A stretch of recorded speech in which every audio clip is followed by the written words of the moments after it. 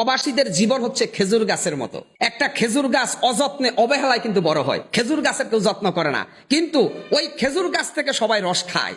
ঠিক প্রবাসীদের যত্ন কেউ করে না, প্রবাসীদের সম্মান কেউ করে না, কিন্তু প্রবাসীদের যে মাথার গাম পায়ে পেলা উপার্জনটা সবাই ভোগ করে।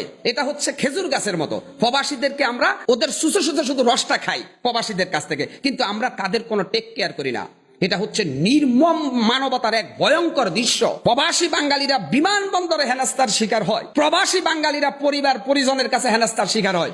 20 বছর 15 বছর প্রবাসে থেকে মাথার গাম পায়ে ফেলে মরুভূমির বালিতে, সমুদ্রে, বন্দরে, পাহাড়ে বা জঙ্গলে, বিদেশের মাটিতে প্রবাসীরা যে কষ্ট ক্লাস করে তারা এদেশে রেমিটেন্স পাঠায় বা পরিবারের কাছে টাকা পাঠায়, এই পরিবারের লোকগুলো তাদের জন্য আরেকটা 90 হিটলারের ভূমিকায় অবতীর্ণ হয়। অনেক প্রবাসী আত্মহত্যা করে বাংলাদেশে আসার পরে।